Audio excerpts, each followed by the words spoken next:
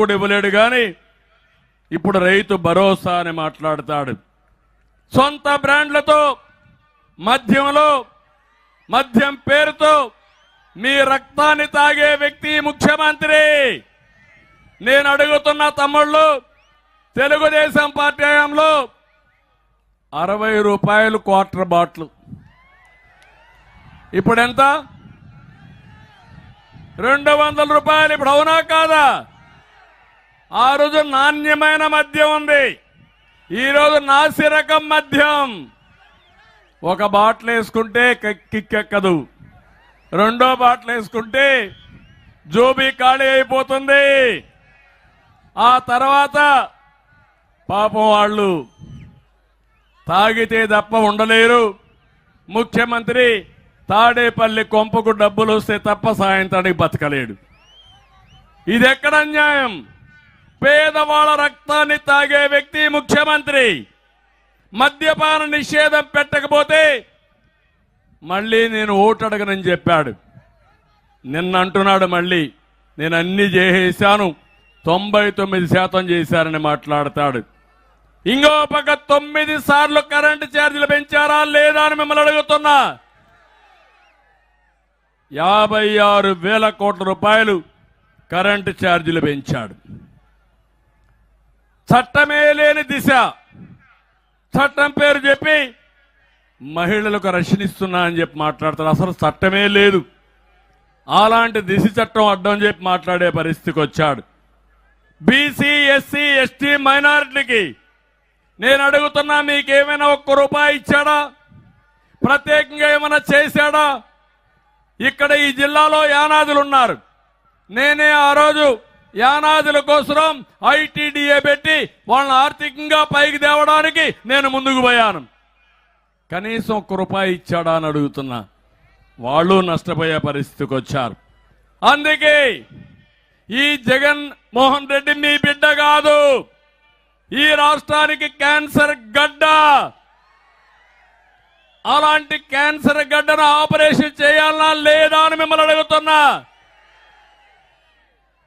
ఇంకో పక్క అందుకే ప్రజలు నిర్ణయించారు, నీ ఫ్యాన్కు 3 ముక్కలున్నాయి, 3 రెక్కలున్నాయి. తొందరలోనే 3 రెక్కల్ని విరిచి పక్కన పడేస్తారు. గెట్ రెడీ జగన్మోహన్ రెడ్డి అని అంటున్నా. నీ ఫ్యాన్ బాధుడి రెక్కను ఉత్తరాంధ్ర ప్రజలు విరిచేస్తారు. నీ హింసా రాజకీయాల రెక్కను సీమ ప్రజలు తుంచేస్తారు. నీ విధ్వంస నిర్ణయాల రెక్కను కోస్తా ప్రజలు పీకి పాతరేస్తారు. కడాని నీకు మిగిలేది మొండి ఫ్యాను. నీ చేతిలో పెట్టి నీ రివర్స్ పాలనకు రివర్స్ గిఫ్ట్ నీకు ఇస్తారు.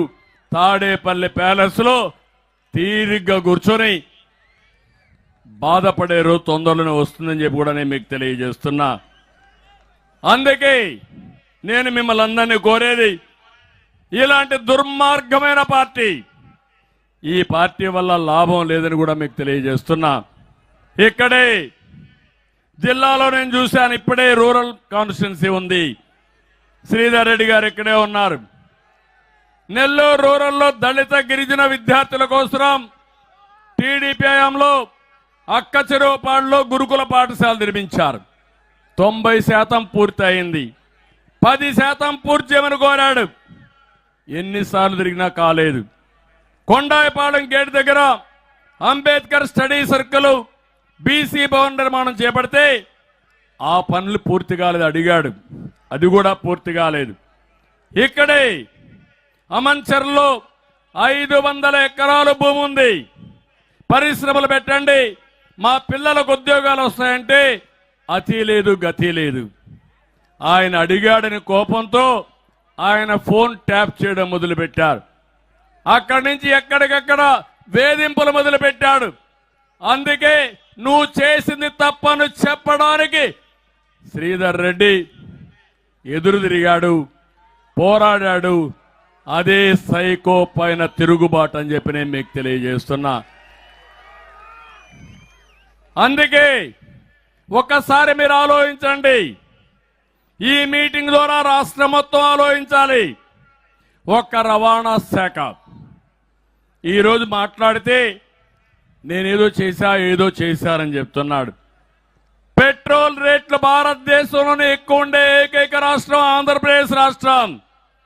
అందుకే మన వాళ్ళు పోతే తమిళనాడు నుంచి వస్తా ఉంటే సూడూరుపేటకు అవతలనే పెట్రోల్ వేసుకొని వస్తారు. కర్ణాటక నుంచి వస్తే కర్ణాటక బార్డర్లో పెట్రోల్ వేసుకొని వస్తారు. అంటే ఎక్కడ పోయినా మనకంటే 10 రూపాయల నుంచి 20 రూపాయలు చౌకగా పెట్రోల్ డీజిల్ దొరికే పరిస్థితి వచ్చింది. ఒక ఆటో ఒక నెలలో